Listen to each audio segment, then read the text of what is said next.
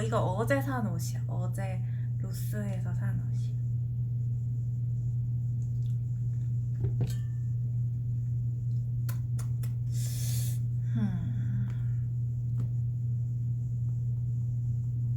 231페이지.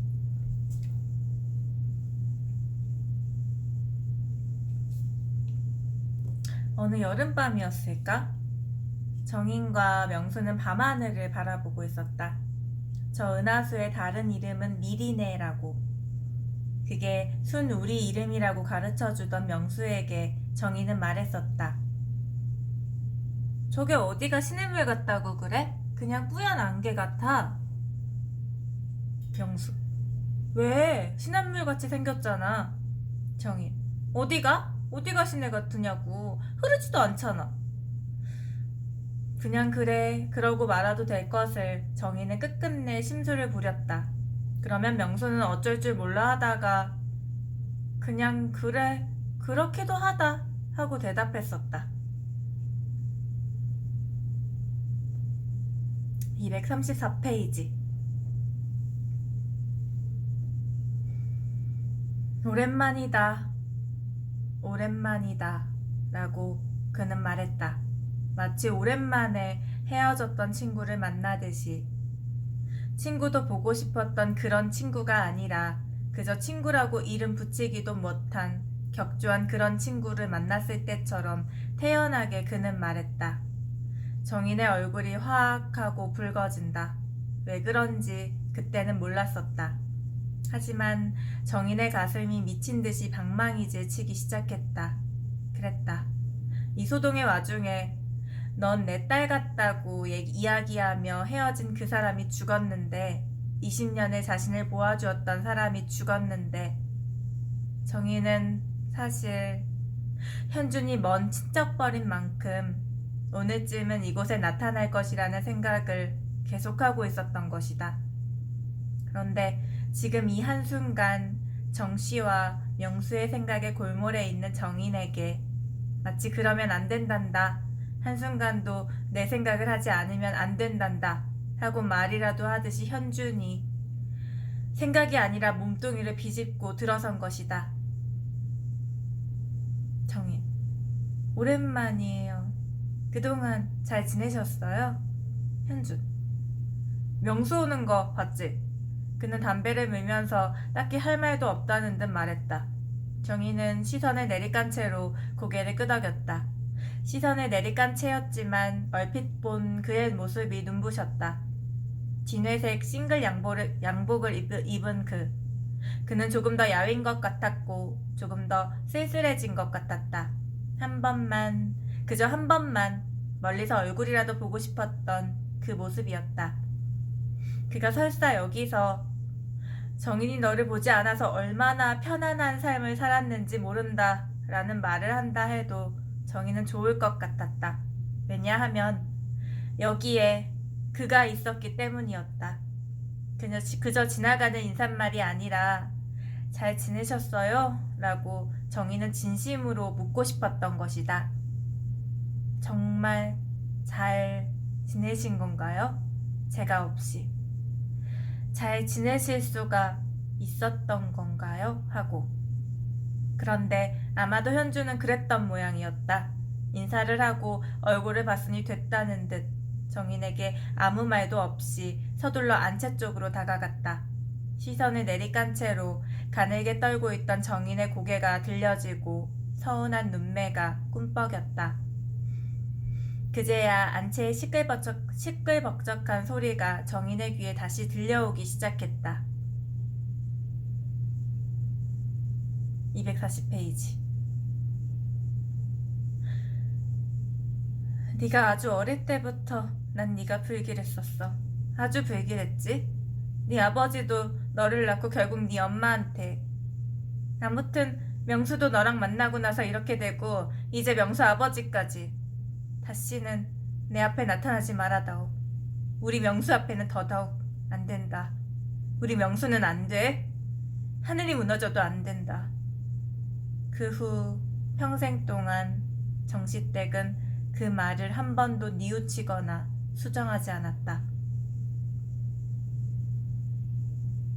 아들이 아마, 그러니까 명수가 어렸을 때부터 정인이 좋아했잖아. 근데 정인이한테 프로포즈 하기 전에 엄마한테 말을 했던가 아니면 엄마도 눈치 까고 정인이한테 얘기를 했던 건지 좀 헷갈리는데, 아무튼 예전에 이런 말을 들었었나 봐, 정인이가 그 명수 엄마한테.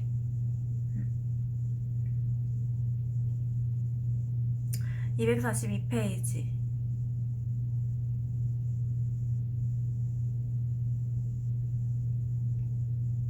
그 양반이 죽을라고, 정말 죽을라고 머리가 어떻게 되셨는 모양이구나. 정시댁은 정인의 말이 다 끝나기도 전에 말했다. 그녀의 입에서 풍겨나오던 그 아기가 정인에게 그대로 전해져 온다. 비로소 정인의 입술이 덜덜 떨려오기 시작했다. 정인은 입술을 물었다. 이제사 모욕에 대한 실감이 오기 시작한 것일까?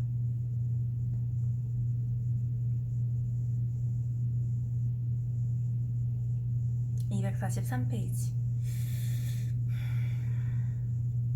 열린 대문에 나서자 늦가을에 싸늘한 바람이 싸하고 콧등에 부딪혀 온다. 어둠 속 멀리서 개가 짖어대고 있다. 누군가 낯선 사람이 지나가는 것을 알아차린 모양이었다. 그랬다. 개도 짖지 않는가? 식구들의 냄새가 아닌 기미를 가지는 누군가가 지나가기만 해도 개는 경계하는 것이다. 그러니 이 늦가을의 찬바람처럼 명료한 것이었다. 일찌감치 깨달아야 했다. 결코 그들의 틈에 끼어들 수 없다는 것을. 그들 틈에 자신도 서 있을 수 있다는 그런 꿈 같은 것은 꾸지 말았어야 했다. 정희는 정시댁을 이해할 수 있다고 생각한다. 화가 나서 자신이 무슨 말을 하는지도 몰랐을 거라고. 그녀의 슬픔에 비하면 자신이 받은 이 모욕감 같은 것은 아무것도 아니라고. 사람이 죽었는데 그렇게 퍼부어됨으로써 정시댁이 조금이라도 슬픔을 견딜 수 있다면, 슬픔을 덜 수 있다면 괜찮은 거라고. 자신은 아무렇지도 않다고 정희는 자꾸만 생각한다. 하지만 눈물은 흘러내렸다.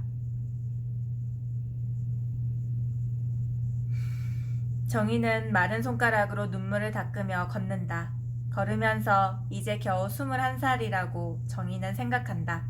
겨우 21살인데 마치 41살을 살아버린 것처럼 힘이 든다고 정희는 생각한다. 생각하면서 그래도 괜찮다고, 이제껏 혼자서 살아왔듯이 앞으로도 그렇게 살 수 있을 거라고, 언젠가 내게도 좋은 날이 오면 누구에겐가 오늘을 이야기하면서 웃을 수 있을 거라고. 그때 나는 죽어버리고 싶을 만큼 힘들었었다고. 집까지 가는 가까운 그 길이 그렇게 멀 수가 없었다고. 왜 명수의 집과 자신의 길 사이에서는 이런 일들이 일어나는지 모르겠다고. 처음에는 어머니가 저수지에 빠지는 것을 알리러 달려나간 길, 그러고 나서는 명수에게 청혼을 받으며 걸었던 길, 그리고 오늘 이 길, 단 한 번도 평화롭게 걷지 못했던 이 길.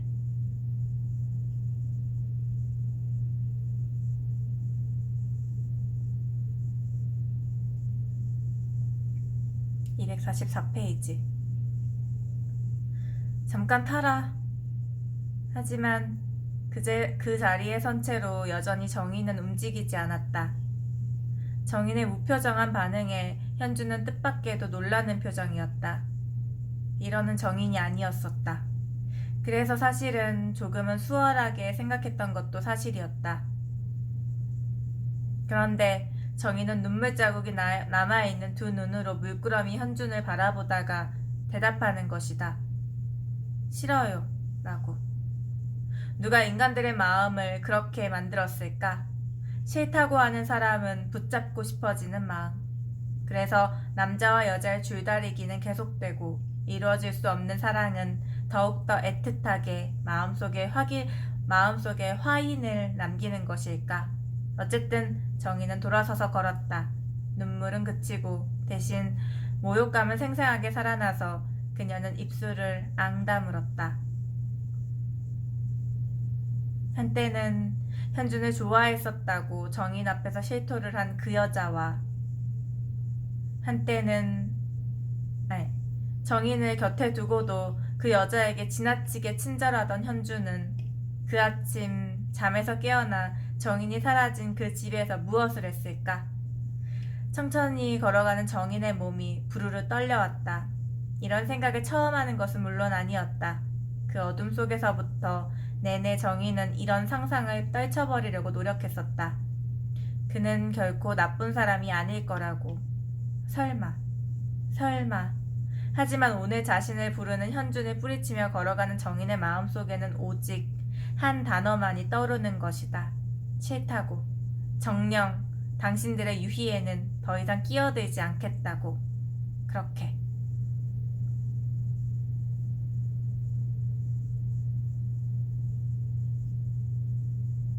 (235페이지)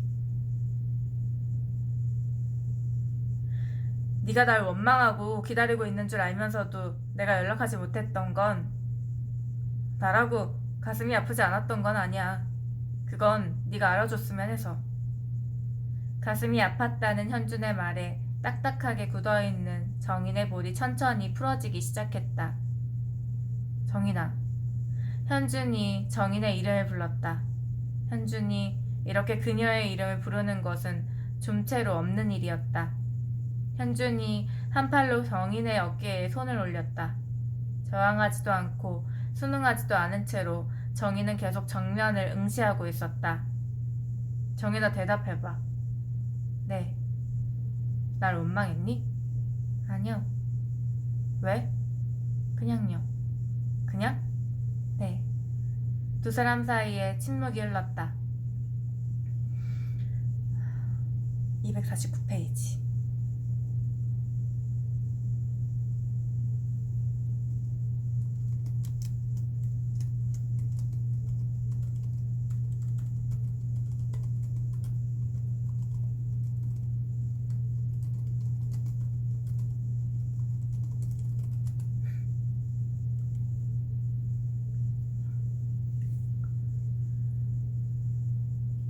(249페이지)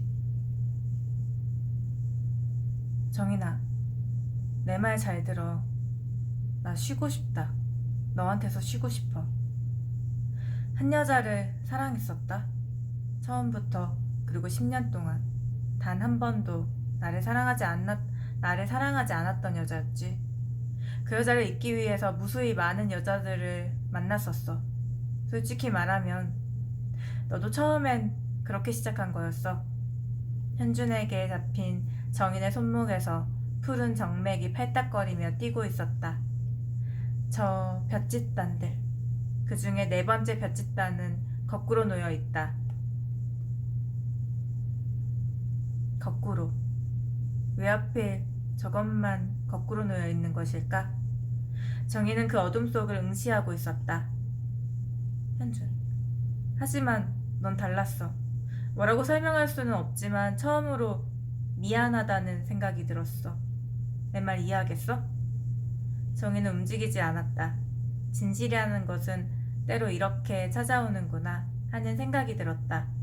하지만 현준의 손길에서 정인은 처음으로 진실을 느꼈다. 어쨌든 그것은 진실이었다. 현준.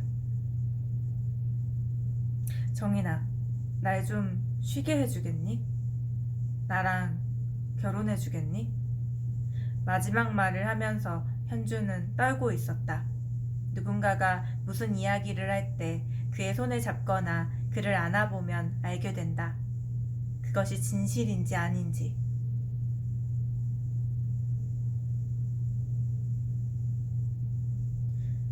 그리고 그것은 대체 얼마만큼의 진실인지. 정인은 잡힌 손목을 통해 그것이 진실이라는 것을 알 수 있었다. 진실. 그것은 아마도 평생을 통해 정인이 현준의 진실을 느낀 처음이자 마지막 순간이었을 것이다. 정인은 안다. 상처받은 인간이 기대고 싶어하는 마음을. 상처투성이 인간이 마지막으로 내민 손길에 뿌리쳐서는 안 된다는 걸. 정인은 한 손으로 현준의 머리칼을 쓸어내렸다. 현준은 버림받은 아이처럼 정인의 가슴에 얼굴을 묻었다. 그 여자가 그 밤 우리 집들을 찾아왔던 그 유혜림이었나요? 라고 묻고 싶었지만 정희는 입을 다물고 제 가슴에 기대 쉬고 있는 한 남자의 머리칼을 계속 쓸어내렸다. 그래요. 쓸쓸한 사람끼리 아끼면서 살아요. 상처받은 사람끼리 서로 위해주면서 살아요. 제가 잘할게요. 저한테서 쉬세요. 이제 아무한테도 가지 말고 현준 씨를 사랑하지 않는 사람을 사랑하느라 그렇게 힘들지 말고 이제 저한테서 쉬세요. 아마도 정희는 이런 말을 하고 싶었을 것이다. 하지만 때로 말이라는 것은 진실을 은폐하기 위해 더 많이 필요한 법이었고 진실 앞에서 사실은 아무 말도 필요 없을 때가 많은 법이다. 두 사람은 그 밤 말없이 그렇게 오래도록 앉아 있었고 그 이듬해 봄 정희는 결혼을 했다. 그날 밤 이후 결혼하기 전까지 그 몇 달 동안 현주는 여전히 정인에게 불친절했고 때로는 거칠었지만 정인은 그 밤을 잊지 않았다. 상처 입은 눈빛으로 정인에게 털어놓던 그의 떨리는 목소리, 그 진실만 생각하기로 했던 것이다. 정인은 훗날 이렇게 말했다. 왜 죽으려고 했냐고요? 글쎄요. 인생을 우습게 한 죄? 나 자신을 우습게 안 죄? 죽어 마땅하죠. 나는 사실 그럴 만한 성녀도 아니었는데 그렇게 될 수도 있다는 오만을 가지고 있었던 거죠. 맙소사. 다른 여자를 사랑하다가 실패한 남자를 품을 수 있다고 감히 그런 생각을 하다뇨. 무작정 착한 여자가 되려고 그런 생각을 하다뇨. 그래요. 21살이었다는 것이 조금은 변명거리가 될 수 있었을까요? 나는 그 읍이 너무나 지겨웠고 어떻게든 거길 빠져나가고 싶었다고. 하지만 우체국에 앉아있는 나로서는 도무지 그 방법을 알지 못했다고. 진실이라면 사실 그 편이 더 진실에 가깝지 않았을까요?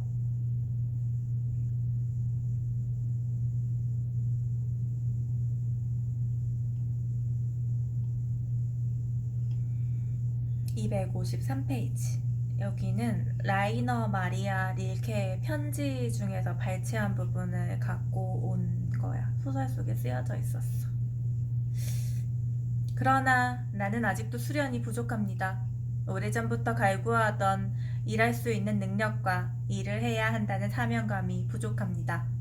내게 힘이 부족한가요? 나의 의지가 병든 건가요? 세월은 흘러가고 있으며 나는 때때로 삶이 지나가는 소리를 듣습니다. 그런데도 아직도 아무것도 이루어지지 않고 있으며 내 주위에는 실제적인 것이 하나도 없습니다. 여전히 분열되어 있고 산만합니다. 우리들은 큰 강과 같이 되어 운하로 흘러가며 버드나무 숲으로 흘러가기를 바라고 있지 않습니까? 그렇지 않은가요? 우리들은 한 군데로 합쳐져서 소리를 내며 흘러가야 되지 않을까요? 삶이 자기 길을 가게 내버려 두십시오. 제 말을 믿으십시오. 삶은 어떠한 경우에도 올바른 것입니다. 진지한 것은 모두 어려우며 또 모든 것은 진지합니다. 여기 부분은 라이너 마리아 릴케의 편지 부분.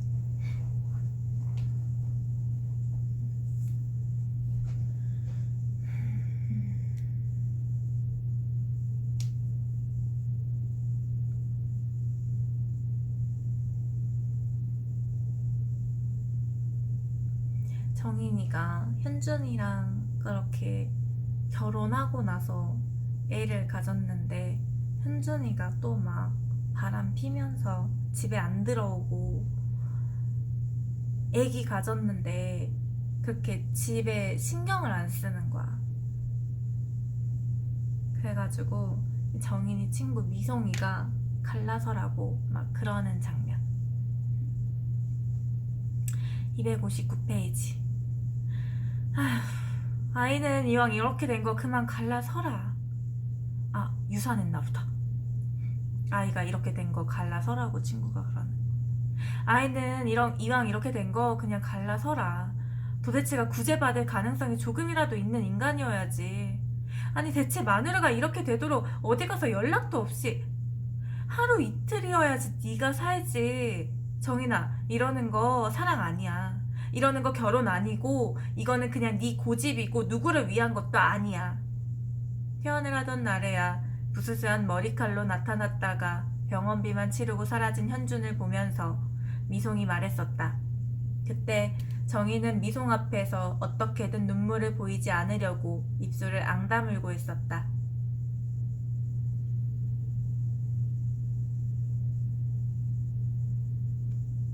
아까 꾸었던 꿈의 한 조각은 어쩌면 그때 정인이 바라보았던 병원 밖의 어둠. 그래서 정인이 무거운 몸뚱이를 어쩌지 못하고 바라보아야만 했던 그 어둠 같기도 했다. 아이만 낳으면 그도 달라질 거라는 희망을 정인은 가지고 있었다. 어른들은 말씀하시곤 하지 않았던가. 아이를 낳고 나면 남자는 달라진다고. 더구나 그가 30이 넘고 자신의 아이를 보게 되면 새삼 핏줄과 가족이 얼마나 소중한지 깨닫게 될 거라고. 정희는 문득 손길을 멈추었다. 그녀는 알고 있었다. 결혼을 하는 그 순간부터, 아니 청혼을 받아들이자고 마음을 먹던 그 순간, 아니 어쩌면 현준과 첫 키스를 하던 그 외딴 집 우물가에서부터 단 한순간도 헤어짐을 생각하지 않고 지낸 날이 있다면 그건 거짓말이었다. 하지만 친구로부터, 가장 비참한 꼴을 보인 그 친구로부터 그런 말을 듣는 것은 참을 수 없었다. 전몽우리가 아팠던 기억까지 아버지가 누구고 어머니가 어떤 사람이며 오빠가 어떤 망나니인지 아는 그런 친구였지만 그런 친구였기 때문에 정희는 이제 그만하고 싶었던 것이다. 불행한 것, 비참한 것, 부당하게 대접받고 있는 것을 이렇게 적나라하게 보이는 그것. 명수의 어머니인 정시댁이 너를 보면 불길하다는 그 말의 기억이 너무 불길해서 가끔가다 그녀 스스로가 몸서리치곤 했었다. 예를 들어 명수 어머니에게 보이기 위해서만이라도 절대로 불길하게 살아서는 안 될 것 같은 강박증을 정희는 자신도 모르게 가지고 있었던 것이다. 병원에 정기 검진을 받으러 갈 때마다 차를 한 잔씩 마시곤 하는 명수 앞에서 정인이 늘 명랑했던 것은 어쩌면 그런 이유 때문이었다.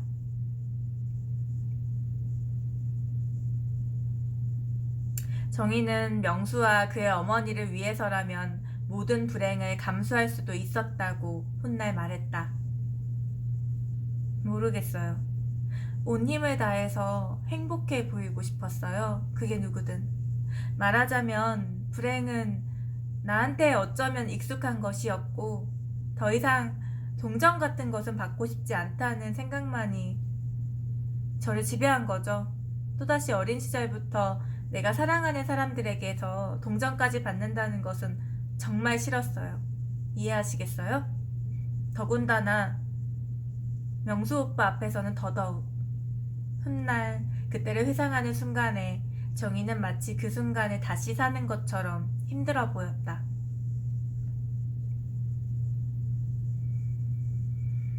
(261페이지)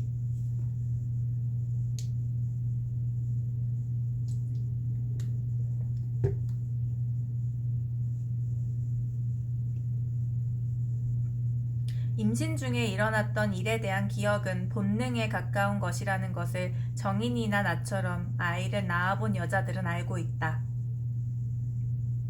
아이를 가졌을 때 여자들은 새끼를 뵌 사슴처럼 예민해진다.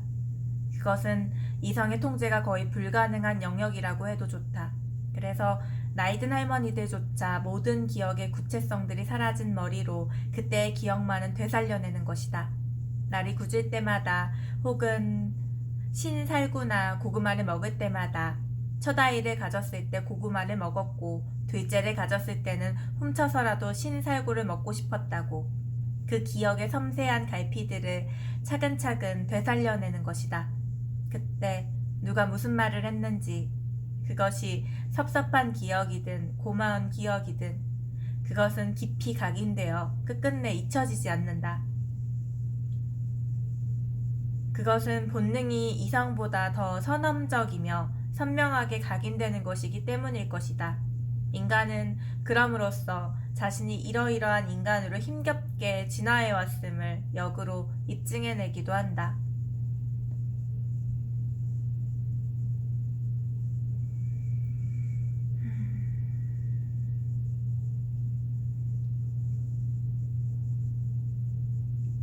(262페이지) 전화벨이 울렸다. 전화벨이 처음 울렸을 때 정희는 소스라치듯이 놀랐지만 이내 천천히 전화기 쪽으로 걸어갔다. 그리고 전화기에 손을 뻗는 그 사소하고 짧은 찰나 정희는 생각했다. 제발 이것이 현준의 전화이기를. 그냥 다른 남편들처럼 사소하지만 다정한 말투로 정인의 건강 상태를 묻고 오늘은 일찍 들어가겠으니까 대구탕이라도 끓여놓으라고. 예를 들면 저번에 찌개는 조금 매운 것 같았으니까 오늘은 싱싱한 대구를 사다가 맑은 지리를 끓여서 당신이 저번에 담근 그 시원한 열무김치랑 함께 먹어보면 어떨까 하는 말을 해주었으면 했던 것이다. 무엇이 먹고 싶냐든가 오늘 슈퍼에서 새로 복숭아가 선보였던데 그걸 사다 줄까? 하는 말 같은 것은 바라지도 않았으니까 그저 다른 집 남편들처럼 저녁이면 돌아와 TV를 켜놓고 그저 집안에 있어주겠다는 약속이라도 해주었으면 하는 그 절박한 소망. 하지만 정희는 힘주어 마른 침을 삼키면서 그 희망의 불씨도 꺼버렸다.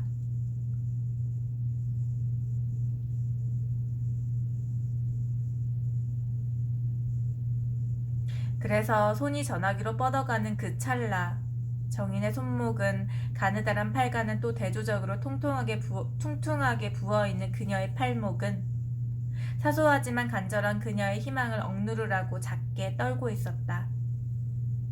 여보세요? 이렇게 발음하는 순간 정인은 그것이 현준이 아니라는 것을 알았다. 그러자 오히려 이상한 안도감이 정인의 마음을 차분하게 만들었다. 266페이지. 그 여자는 처음에는 그 커다란 고양이 톰을 가엽게 생각했었다. 어쩌자고 저 고양이가 사는 세상은 온통 저 고양이를 미워하게끔 만들어져 있는 것인지. 가끔 그 만화에 등장하는 몸집이 커서 고양이 톰이 몹시 두려워하는 불독까지도 그저 무턱대고 고양이 톰을 미워만 하고 있는 것이다. 만일 톰이라는 고양이에게 이제 그만두고 제발이지 너의 심정을 이야기해보라고 말을 한다면 톰은 무슨 말을 할까? 아마도 평소에는 영원히 잡히지 않게끔 지어진 각본대로 제리를 잡으려면 그 하얀 앞발로 얼굴을 가리고 이야기할지도 모른다. 내가 무엇을 잘못했나요? 나는 억울해요. 여기서 정희는 생각을 멈춘다. 정희는 이제는 그 고양이를 가엽게 여기지 않았다. 왜냐하면 톰은 지나치게 제리에게 민감해 있었다. 제리가 아무리 그를 도발시킨다 해도 한번 참아보지. 그 쥐를 모른 척하고 한번 살아보지 하는 생각이 들었던 것이고 심지어 정희는 이제 그 고양이 매일매일 화면에 등장해서 그 작은 제리에게 삶을 바치며 골탕을 먹는 그 허우대 멀쩡한 귀여운 고양이를 미워하게까지 되었던 것이다.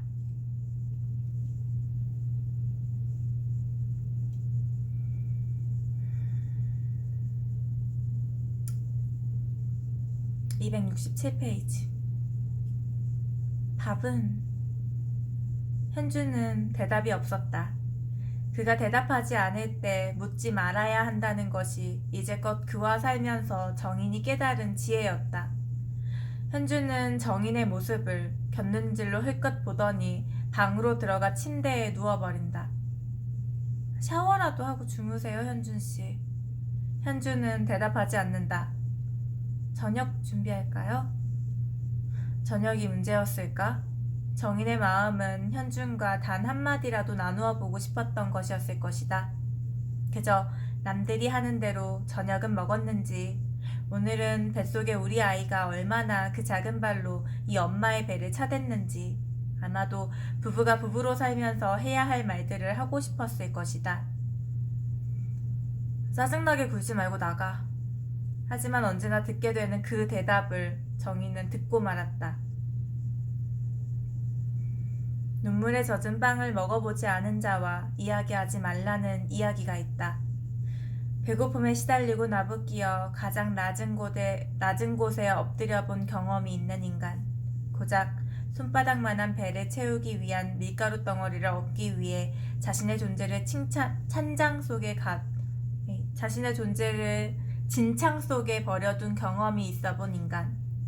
진실로 정면으로 그것과 마주서 보았던 인간은 아마도 삶의 비위를 엿본 인간이 아닐까? 그리하여 다시금 이야기하자면 이제 외로움에 젖은 밥숟갈을 들어보지 않은 자와는 삶을 이야기할 수 없으리라.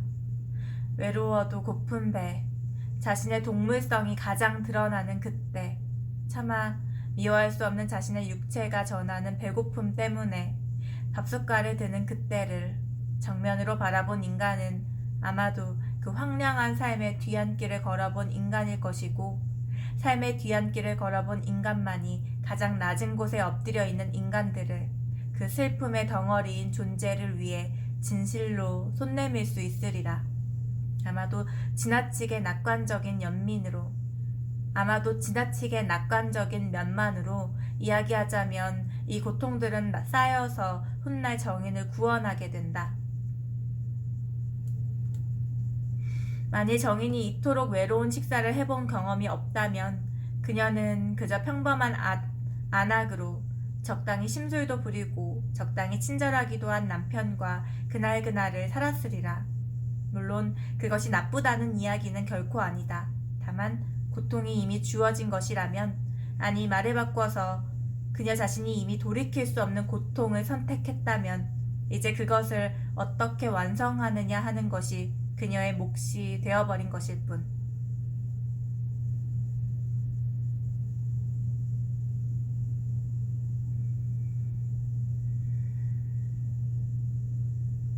(270페이지) 너 거 그 하늘색 와이셔츠 어디 갔어? 그거는 아직 빨래는 현준의 인상이 날카롭게 찌푸려진다. 양미간을 가득 모으고 그리고 싸늘해지는 눈초리. 정희는 두 손을 모으고 울 것 같은 표정을 지었다. 급한 거면 얼른 빨아서 다리면 30분이면 되는데. 아 됐어. 네가 늘 그렇지. 하얀 색깔 와이셔츠 갖고 와. 현주는 차가운 목소리로 말을 꺼냈다. 정희는 언제나 제 할 일을 다 해내지 못하는 칠칠치 못한 하녀처럼 쑥스러운 남빛으로 옷장에다 잘 다려놓은 하얀 와이셔츠를 가져다 현준에게 바친다. 이상한 일이었다. 현주는 깨끗하게 빨아 다림질을 해서 옷장에 주르르 걸어둔 와이셔츠 말고 언제나 그때에는 준비가 되어 있지 않은 와이셔츠만 찾았다. 현주는 말없이 단추를 잠그기 시작했다. 미안. 내일부터는 일찍 들어올게. 오랜만에 후배가 찾아왔어. 현준의 목소리는 다정했지만 머리가 아둔한 사람이 아니라면 누구나 알아들을 말이었다. 무슨 후배가 그렇게도 매일 찾아오는 것일까? 현주는 조금 미안한 마음이 들었는지 현관 손잡이를 돌리려다 말고 돌아서서 정인을 안았다. 잠시였지만 그 품에 안겨서 정인은 그만 눈물을 터뜨리고 만다. 가지 마세요. 제발. 현준씨, 비가 이렇게 쏟아지는데. 남자가 나가는데 눈물은... 현준의 목소리는 단호했다. 울고 있는 아이를 떼어놓는 엄마처럼 정인의 어깨를 두어 번 두드린 다음 문을 열었다. 남자가 나가는데 눈물을 보여서는 안 된다는 현준의 말에 정신이 든 정인은 현관 밖으로 나가서 현준이 멀어질 때까지 바라보았다. 왜냐하면 그것이 아내로서 해야 할 일이니까. 정인은 돌아와 식탁에 앉았다. 양푼에 담긴 밥이 아직 남아있었다. 식탁에 앉아 밥숟가락을 들었다. 자세히 들여다보면 아직 눈가에 눈물이 다 가시지도 않았는데 여자는 마치 그것이 지금 자신이 해야 할 최선의 일이라는 듯이 밥을 먹는다.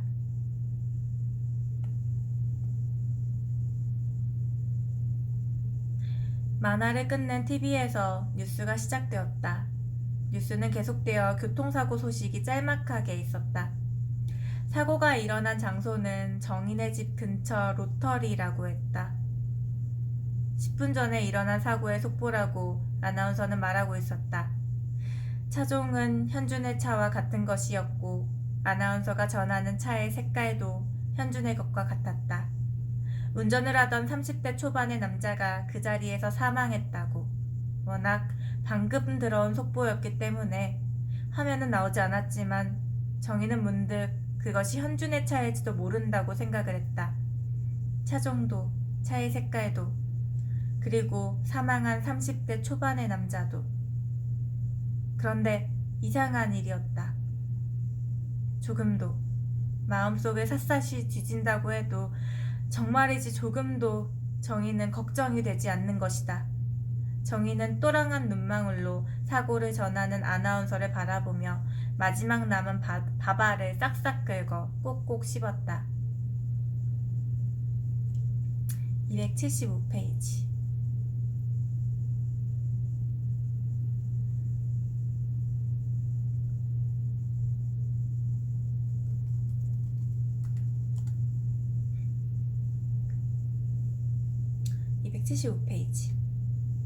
엄마, 배가 아파요. 엄마가 그렇게 두고 간 딸이 진통을 시작했다고요. 이 천둥 치는 밤에 남편은 노름하러 나가고 나는 혼자예요. 비는 내리는데 저렇게 쏟아져 내리는데 무서워요, 엄마. 엄마. 아니다. 어머니가 아니었다. 정희는 아직도 그녀를 용서하지 않고 있었다. 그녀가 그 저수지에서 다시 살아온다고 해도 정희는 어머니처럼은 살고 싶지 않았다.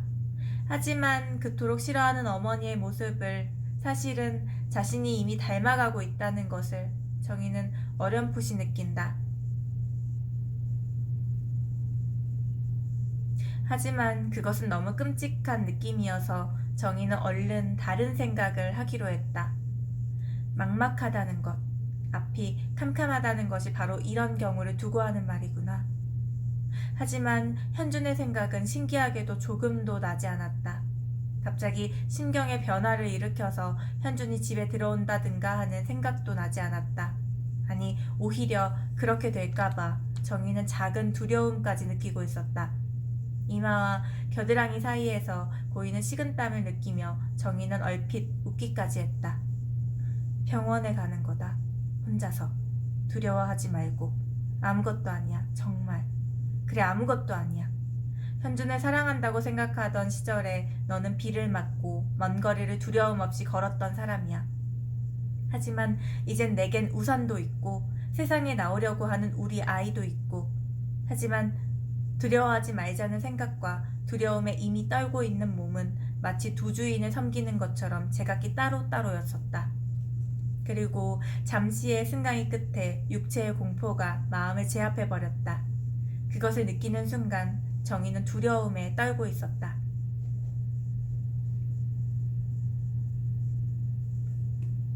278페이지. 전화를 끊으려는 찰나 명수가 다급하게 정인을 불렀다. 정인아 라는 말은 정인이 결혼을 한 이래 처음 들어보는 호칭이었다. 그래서 마치 어린 시절 소꿉에 살던 그때처럼 정인은 대답했다. 그것은 순한 목소리였다. 모든 것을 내어 맡긴 목소리. 어떤 불순함도 끼어들지 못하는 목소리로 한 존재가 한 존재의 이름을 부르고 이름 불리운 그 존재가 고개를 드는 그 순한 시간. 명수는 잠시 머뭇거리더니 다시 말했다. 괜찮지? 그래, 괜찮은 거다. 아무것도 아니야. 마음 굳게 먹고 내가 곧 간다. 전화는 끊겼다. 정희는 명수의 전화가 끊긴 그 사이로 비집어드는 뚜뚜뚜 하는 그 소리를 잠시 듣고 있었다. 그러자 안도의 한숨이 나왔고 안도의 한숨과 동시에 정인의 눈에서 눈물이 흘러내렸다. 차를 타고 가는 동안 명수는 아무 말도 하지 않았다. 그래서 정인은 다시금 덮치는 고통을 참아낼 수 있었다. 왜냐하면 거기에 명수가 있었으니까. 281페이지. 고통이라는 것 말이야. 고통의 본질이라는 것은, 그러니까 그것이 끝나지 않을 거라는 공포에서 오는 거야. 하지만 이것도 끝난다는 거. 대체 무슨 말을 하는 것인지 명수는 입을 다물고 만다. 대신 해줄 수만 있다면, 그것이 정인의 고통이든 아니면 남편의 역할이든 명수는 갑자기 담배 생각이 간절해진다. 282페이지. 명수는 확실히 의사로 부적격한 남자였는지 모르겠다. 그는 정인의 아랫도리를 가려주고 싶다는 생각을 한다. 동료들과 저 노선배의 시선으로부터 저 아랫도리를 가려주고 싶다는 생각. 하지만 생각은 생각일 뿐이었고 닥터 노가 정인을 분만실로 데려가라는 턱짓을 하자 간호원이 침대를 끌기 시작했고 명수는 그 자리를 빠져나와 버렸다. 그래, 고통은 혼자만의 것이다. 하지만 미끄러져가는 침대맡에 나부껴내린 정인의 머리칼들을 마지막으로 흘끗 돌아보면서 명수는 문득 생각했다. 여자들은, 아이를 낳아본 여자들은, 그래서 어머니라는 여자들은 그래서 강한 것이 아닐까. 그들은 사선을 넘어본 사람들이니까. 한 생명을 만들어내기 위해 죽음을 넘어본 사람들이니까.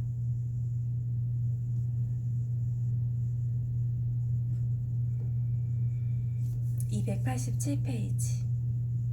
아이는 아직 믿지 못할 것이다. 자고 나면 내일이 온다는 것을. 아이는 잠들어도 아이가 바라보던 나비 모양의 모빌이 천천히 돌아가고 있다. 날씨가 좋은 어느 날 열린 창문에서 살랑거리며 바람이 불어오면 나비들은 날개를 파득거리며 정말로 날아가는 듯했다. 그런데 정희는 이제 바라보는 것이다. 아름다운 나비의 등에 매달린 가느다란 연결끈들을. 그것들은 천장에 매달려 있었다. 그러니까 나비는 이제 날아갈 수 없다. 나비는 나는 것이 아니라 그저 날아가고 있는 듯이 보일 뿐이었다.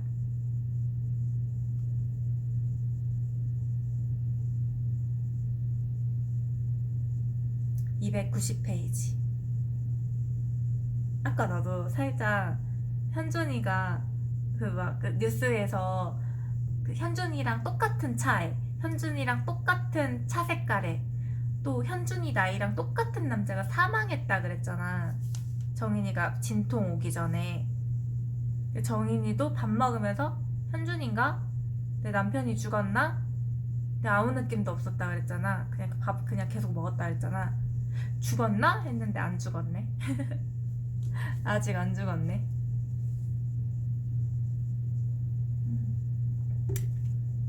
이거 되게 옛날 소설이야. 근데 70년대까지는 아닌 것 같고 90년대쯤? 왜냐면 핸드폰이 잘 없었을 때. 아까 이야기가 핸드폰 없어가지고 공중전화 쓰던 시절이니까 90년대.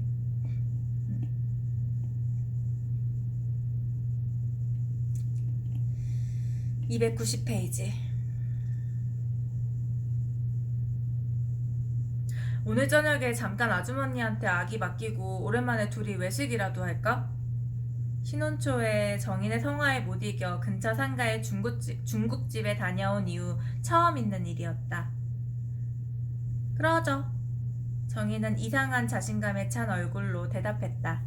자신감에 차 있었기 때문에 얼핏 시큰둥한 반응으로 들리기도 했다.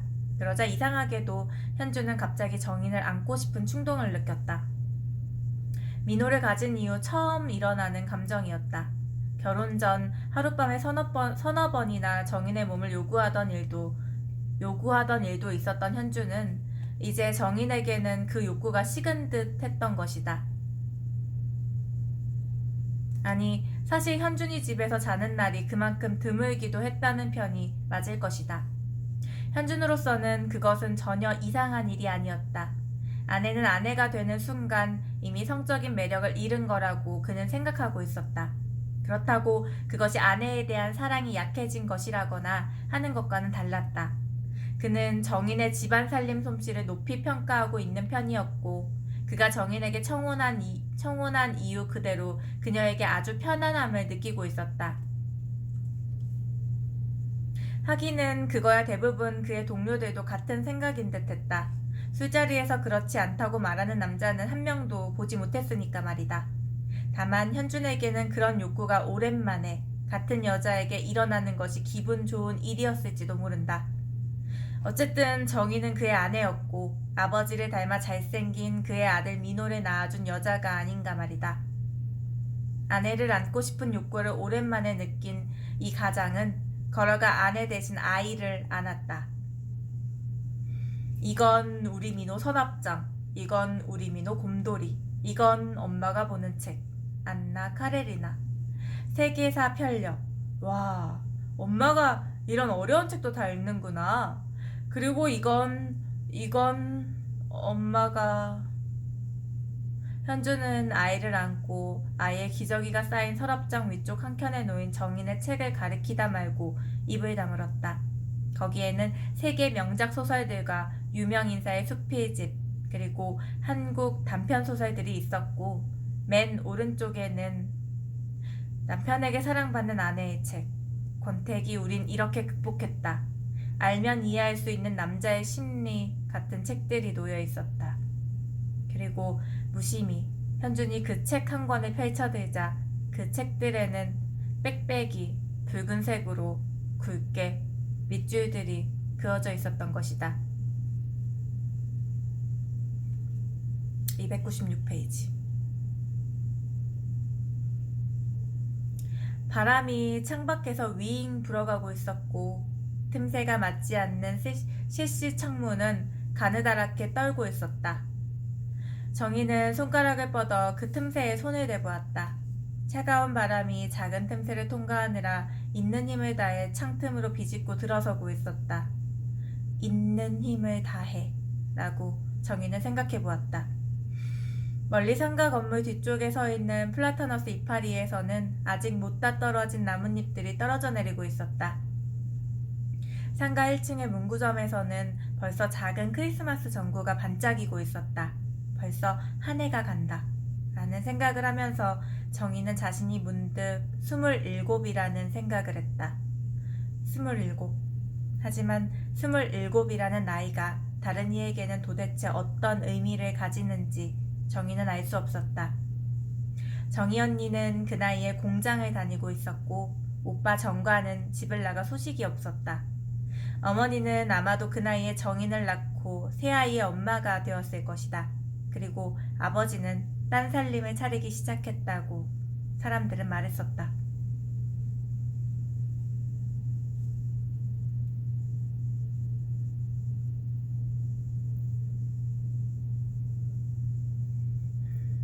네, 얘네가 지금 이제 오랜만에 가족 외식을 하러 가잖아. 여기서도 약간 조금 그런 장면도 있는데 정인이도 계속 알고 있었어. 현준이가 바람 피는 거, 결혼하고 나서 딴 여자 있는 거. 그래서 얘가 화장실 가서 막 오열하는 장면이 있다. 화장실 변기에다 대고 막 임금님께는 당나귀기 라는 것처럼 내 남편은 바람을 피고 있어요 약간 막 이런 식으로 하는 애인데, 그게 좀 약간 거기도 되게 기억에 남거든. 곧 나올 거야. 297페이지. 정희는 자신이 화장실에서 너무 많은 시간을 지체해서 현준을 화나게 했을 거라고 생각하기 시작했다. 미안해요. 시장하실 텐데 어서 드세요. 현준은 기가 막히다는 표정으로 정인을 바라보더니 담배를 서둘러 껐다. 무안해진 정인은 자신의 젓가락을 들어 음식을 먹기 시작했다. 현준의 그 경멸스러운 표정을 느끼지 않으려고 정인은 고개를 숙이고 음식들을 꾸역꾸역 입안에 넣고 씹었다. 아무런 맛도 아무런 향기도 느껴지지 않았다.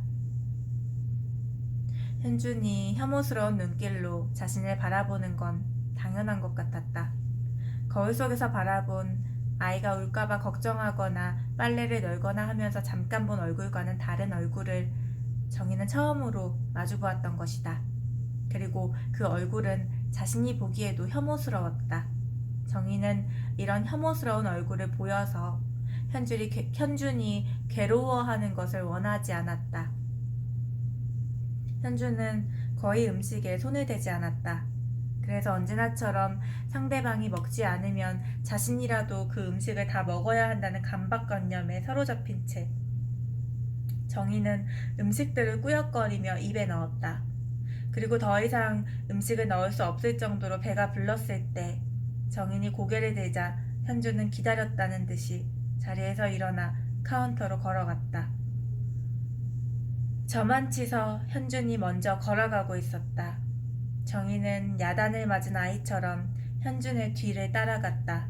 현준은 자동차에 타더니 시동을 걸고 그리고 차를 타고 떠나버렸다. 정인에게는 일별도 던지지 않은 채였다. 몇 발자국 앞으로 다가온 정희는 멍한 시선으로 현준의 차가 떠나간 자리를 바라보았다. 현준의 차는 아파트 밖을 향해 깜빡이를 켜고 있었다. 그 깜빡이의 표시가 정인에게는 말하는 듯 했다. 너 같은 여자는 정말 지겨워. 너같이 살찐 여자, 너같이 정신없는 여자, 너같이 무식한 여자, 너같이 눈치 없는 여자. 정희는 아이를 데리고 와야 한다는 생각을 했다. 하지만 아이는 내가 씻겨서 재워놓을 테니 얼마든지 늦게 들어오라고 한 옆집 아주머니의 말이 생각났다. 정희는 현관으로 나가려다 말고 시계를 올려다보았다. 저녁 7시 10분.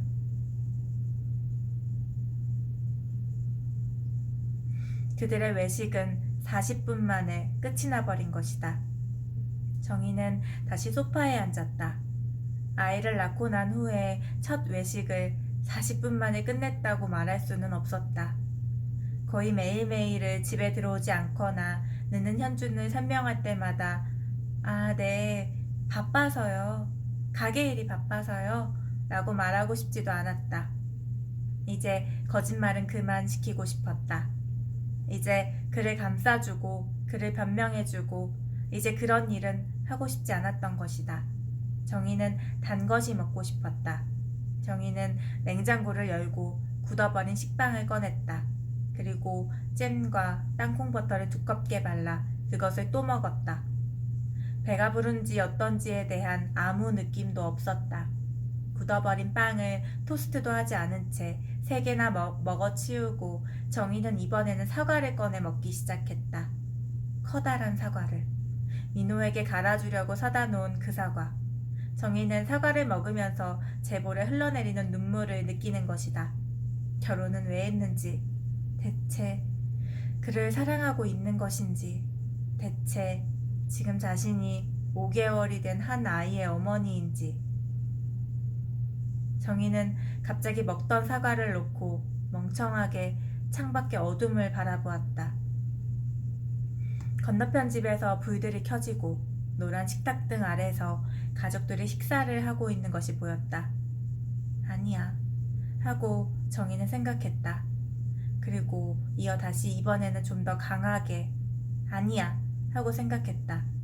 그리고 무슨 연쇄고리처럼 아니야 라는 말들이 입 밖으로 나오기 시작했다. 아니야, 아니야, 아니야, 아니야. 그러자 구토가 치밀었고 정희는 화장실로 달려가 변기를 열었다. 거센 물줄기처럼 토악질이 뻗쳐나왔다. 정신은 더욱 멍해졌지만 머릿속으로 한 줄기 바람이 마치 아까 중국집 화장실에서 정인이 손으로 느끼던 것처럼 차가운 바람 한 줄기가 불어오는 것이 느껴졌다. 그 바람 한 줄기를 느끼면서 정인은 중얼거리기 시작했다.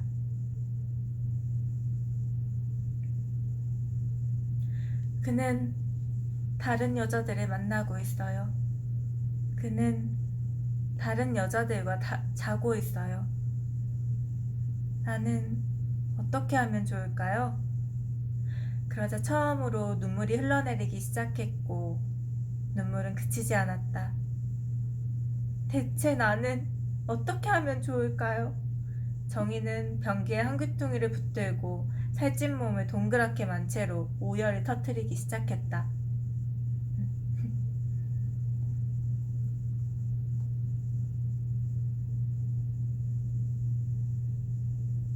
301페이지. 처음에 정인을 지탱해준 것은 상처받은 사람끼리라는 생각이었다. 상처를 받은 사람끼리니까 우리는 손을 잡고 잘 살아갈 수 있을 거야. 그래서 우리는 우리 식구가 되어서 우리끼리 오붓하고 우리끼리 행복할 거야 라는 믿음. 그것은 정인의 머릿속에서 거의 맹목적인 것이 되어갔고, 신혼 초 현준이 아무 연락 없이 외박을 할 때 소파에 앉아 전화기가 손만 뻗으면 닿을 수 있는 자리에서 몸을 꼬부리고 앉아 밤을 새울 때, 현준에게로 울컥 치미는 서운함을 막아주는 방파제 같은 말들이었다. 하지만 아침, 현준이 정신없이 나가버리거나 어느 저녁 술에 취한 채 들어와 옷도 벗지 못하고 쓰러져 자는 날마다 그 방파제는 조금씩 허물어져 내리고 있었다. 그리고 나서는 처음 만났을 무렵의 기억들이 그녀에게 힘을 주기 시작했다. 그가 처음 먼지나는 신장로에서 있던 그녀를 차에 태우던 날, 첫 키스를 하던 그 우물가, 그도 아니면 청혼을 하던 날에 곧 허물어져 내릴 것만 같던 그의 얼굴들. 정인의 기억은 그 자리에서 맴돌았다. 다른 기억들은 방파제를 더욱 무너져 내리게 했을 뿐이었으니까. 폭우 속에서 무너지는 둑을 막으려는 필사의 몸부림으로 정인은 그날들에 자신이 그를 사랑해주겠다고 한 그 결심을 잊지 않으려고 이를 악물었다. 하지만 이 겨울, 버스에서 내려 거리를 걸어가는 정희는 이제 그 둑을 막으려고 하지 않았다. 아이조차도 그 둑을 지탱해줄 수 없는 것 같았던 것이다. 여기까지 생각하고 나서 정희는 습관처럼 한 손으로 이마를 짚는다. 머리가 뜨끈거리고 얼굴이 확확 달아오르는 증상은 요즘 들어 부쩍 심해진 것이다. 아무 데서나 식은땀이 흘렀고 가끔씩 배가 뒤틀리는 것만 같은 심정들. 더 이상 생각하면 무엇인가가 가슴속에서 더 이상 참지 못하고 터져버릴 것만 같았다. 정인의 가슴은 끓기 시작한 압력솥처럼 이미 작은 소리를 지르고 있었던 것이다.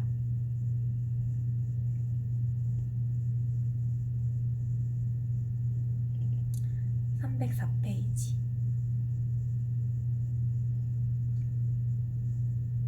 현주는 경찰서 내에서도 아직 술에서 깨어나지 못하고 있었다. 달려나간 정인을 올려다보던 현준의 충혈된 눈동자. 그것은 딱히 정인을 보고 있는 것은 아니었다.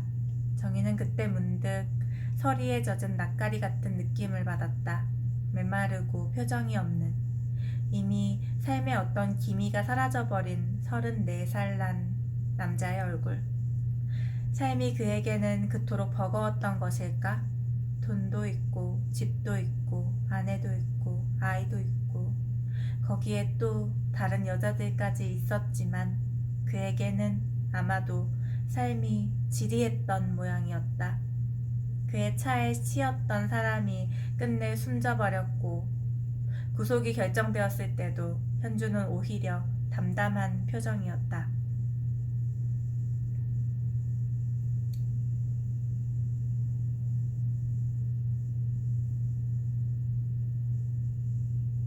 교통사고 내서 사람 치여서 죽여가지고 구속되나.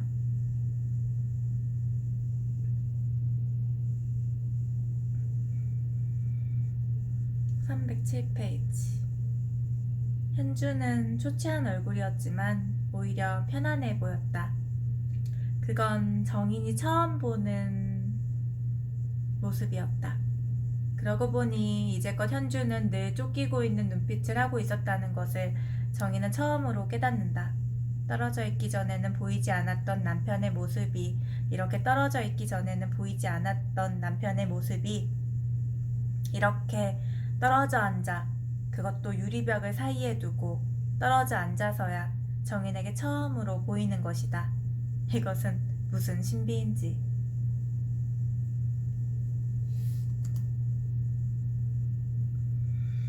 308페이지.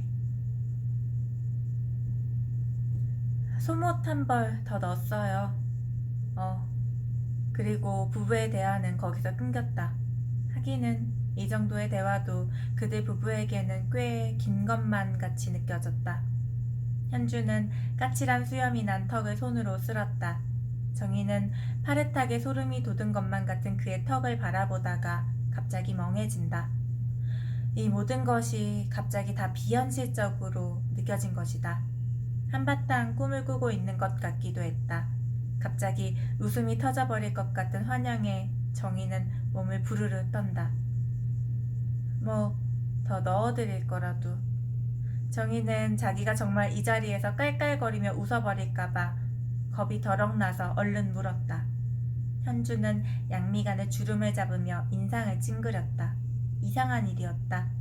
그것은 현준이 매우 화가 나서 심기가 불편하다는 표시라는 것을 잘 아는 정인이었지만, 그리고 현준이 그런 표정을 지을 때마다 자신이 혹시 무엇을 잘못한 것은 아닐까 겁이 더럭 나서 굳어져 버린 정인이었지만, 그리고 현준이 그런 표정을 지을 때마다 여기 왜 두 번 써있지? 자신이 혹시 무엇을 잘못한 것은 아닐까 겁이 더럭 나서 굳어져 버린 정인이었지만, 정인은 그의 표정을 처음으로 담담하게 바라본다. 유리벽의 힘이었을까? 정인은 문득 그가 저 유리벽 속에서도 아직도 저렇게 찡그리고 있는 강현준이라는 한 인간이 그저 가여워지고 마는 것이다. 내게가 아니면 누구에게 이런 짜증이라도 부릴까 하는 생각도 들었다. 그래서 이 착한 여자는 묻는다. 지내시기가. 그러자 마치 정인이 입을 열기만을 기다렸다는 듯이 현주는 찡그린 이마에 인상을 더욱 찡그리며 정인을 노려보았다. 갑자기 유리벽으로 가리워져 있던 거리는 사라지고 정인의 얼굴에 겁이 더럭 실린다. 잘 지내고 있어.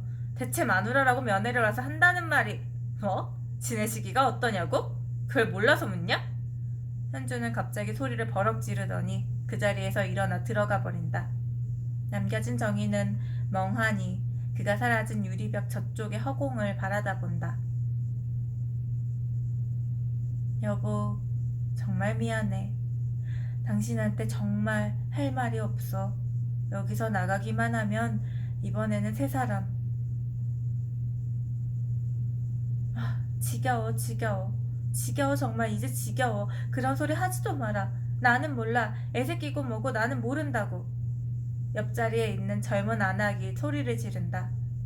유리벽 저쪽의 남자는 고개를 떨구고 여자는 모른다고 소리치면서 여전히 남편 쪽을 바라보고 있다. 남자는 여자에게 미안한 눈빛으로 바라본다. 소리 지르고 미안해하고 그러면서도 젊은 부부는 마주 서 있다.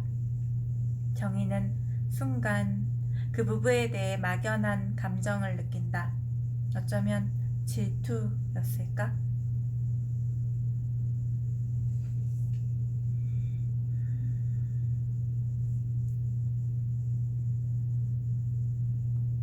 (312페이지) 입맛이 없더라도 많이 드세요. 여기 떡, 저 아주머니가 직접 하는 거래요. 라면은 몰라도 떡이니까 소화가 잘 될 거예요. 네, 고맙습니다. 정희는 더듬거리며 말했다. 말하면서 정희는 겨울바람 소리가 저 문 밖에서 멎는 것을 감지한다. 자기가 먹을 작은 떡을 내 밥그릇 위에 놓아주는 남자가 처음이지 싶은 생각이 든 것이다. 남편이 교도소 가고, 근데 결혼하고 나서 계속 뭐라 해야 되지? 정인이한테 못했잖아. 교통 그 차 운전하다가 사람 채워서 죽이고, 현준이가 교도소 가고, 이제 얘도 이제 남편 없으니까 일을 해야 될 거 아니야. 출판사 같은 데서 일을 하다가 만난 아까 소설 거의 초반에 남호영이라는 사람인 것 같아. 남호영이라는 사람도 어떻게 보면 처음에는 이렇게 친절했지. 근데 어쨌든 정인이가 이 남호영이라 이게 남호영 같아. 아마도 되게 옛날에 읽어서 정확히 기억 안 나는데 지금 얘가 이 사람이랑 떡국 같은 걸 먹으면서 그 남자가 정인이한테 막 정인이가 막 또 이렇게 잘 못 먹었나 봐. 이 나무형이라는 사람이 입맛 없더라도 여기 떡 아줌마가 직접 이렇게 하는 거니까 맛있으니까 이거 떡이니까 그리고 소화도 잘 될 거니까 드세요 하면서 이렇게 올려줬나 봐 먹으라고. 그러니까 얘가 순간 나한테서 자기가 먹을 걸 나한테 올려준 남자는 네가 처음이야. 내 밥그릇 위에 자기가 먹을 작은 떡을 올려주는 남자는 내 인생에 처음이지 않았나? 라고 생각했대.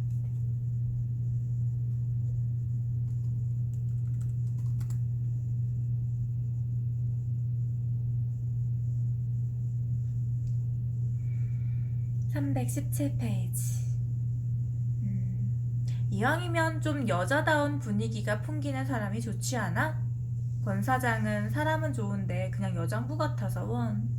남자들은 술김을 빌어 그렇게 말하곤 했었다. 확실히 정의는 변하고 있었다. 뭐랄까, 돈을 벌어본 여자가 처음 가지기 시작하는 분위기. 남편의 힘이 아니라 내 힘으로도 먹고 살 수 있다고. 처음 자신의 힘으로 땅에 발을 디딘 사람이 가지는 어떤 자신감.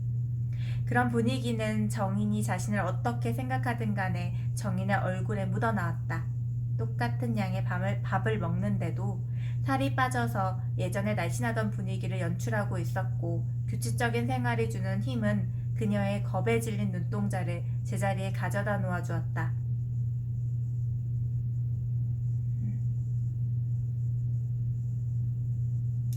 319페이지. 정인씨가 타주는 아침커피 참 좋아요. 애써서 그를 바라보지 않으려고 정인의 등 뒤에 대고 그가 말했다. 정인은 설탕이 든 병마개를 열려다가 잠깐 손길을 멈춘다. 아니야 하는 생각이 들었던 것이다. 아니야 라는 생각. 무엇이 아닌지.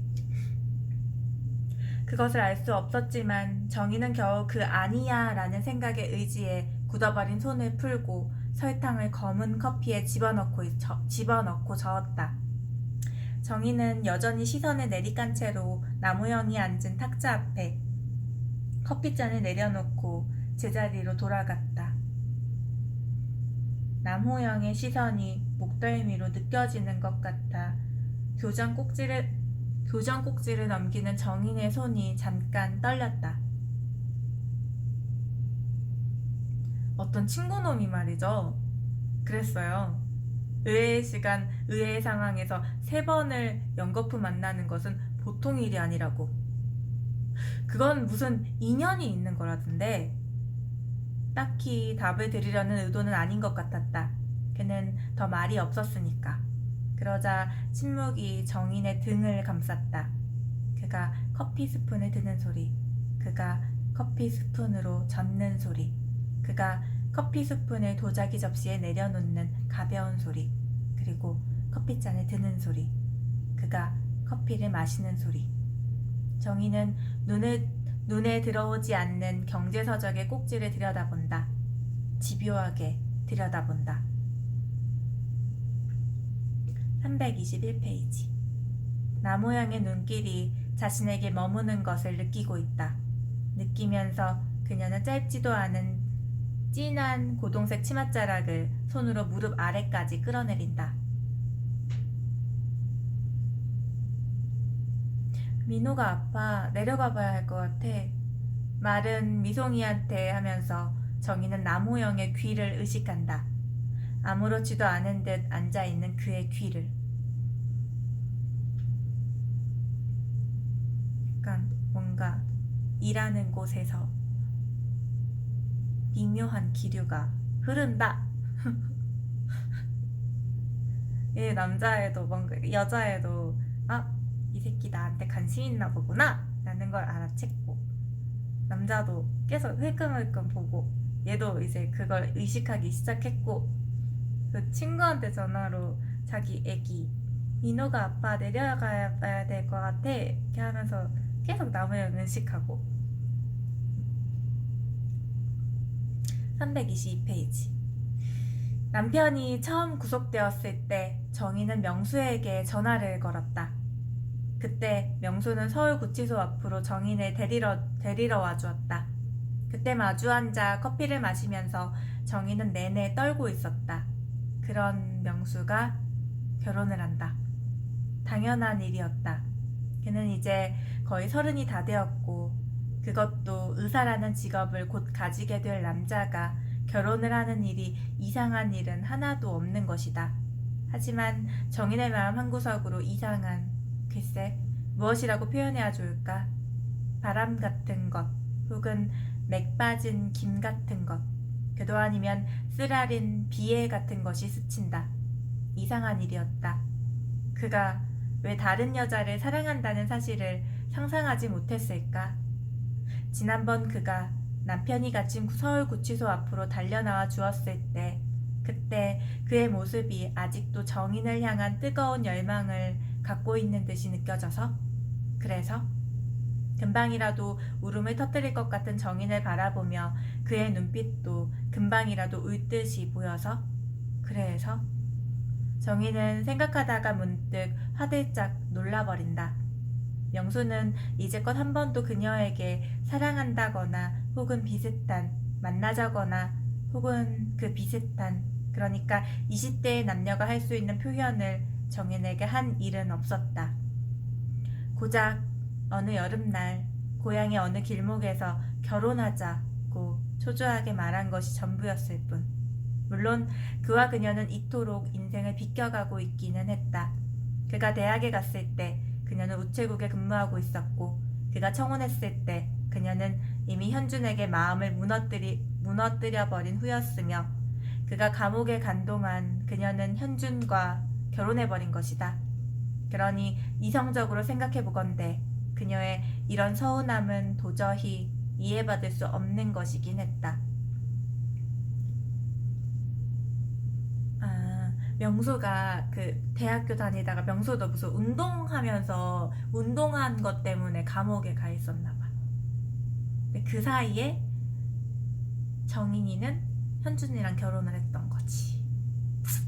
근데 어렸을 때부터 자기 좋아한다고 생각했던, 자기 좋아했던 이 명수 오빠가 갑자기 결혼한다니까, 얼마 전까지만 해도 내가 부르면 달려나와 주었던 오빠인데, 그러고 보니까 오빠도 결혼할 나이가 됐었구나. 오빠도 내가 아닌 다른 여자를 사랑할 수가 있었지.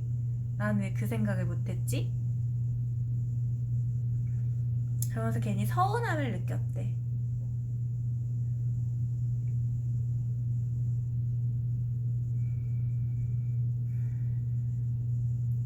(324페이지) 두 사람은 명수의 결혼 상대자에 대해서 이야기를 나누기 시작한다. 키가 작고 똘똘하고 K데이고 라는 말들이 정인의 마음속으로 와서 꼭꼭 박힌다. 희미해진 연주에 대한 기억이 정인의 상처를 꼭꼭 누르며 선명해진다. 그렇게 정인의 머릿속에서 선명해진 여자는 아름다웠다. 당당했고 또랑거리는 눈빛으로 정인의 머릿속에서 정인을 바라보고 있다. 그 여자는 또 묻고 있는 듯하다. 왜죠? 왜 당신이 지금 이렇게 떨고 있는 거죠? 하고. 왜냐하면 이라고 정인은 대답하려 애쓴다. 그러나 환각 속의 그녀에게 정인은 아무 말도 하지 못한다. 왜냐하면 그녀도 왜 그래야 하는지 전혀 알 수가 없었기 때문이다.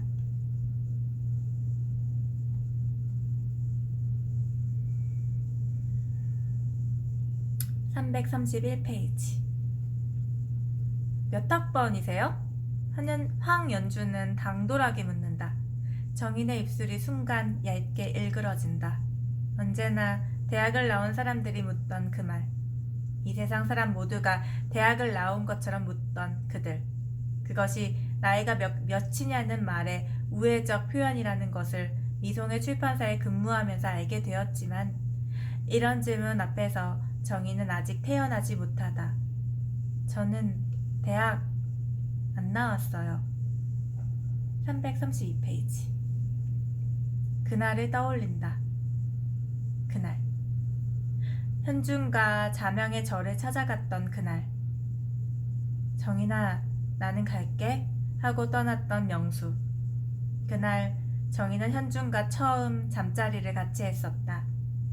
생애 어떤 고비마다 이상하게 거기에 명수가 있어 주었다. 현준과 첫 키스를 한 날, 명수는 개구리 울어대는 둑길에서 정인에게 서투른 청혼을 했었다.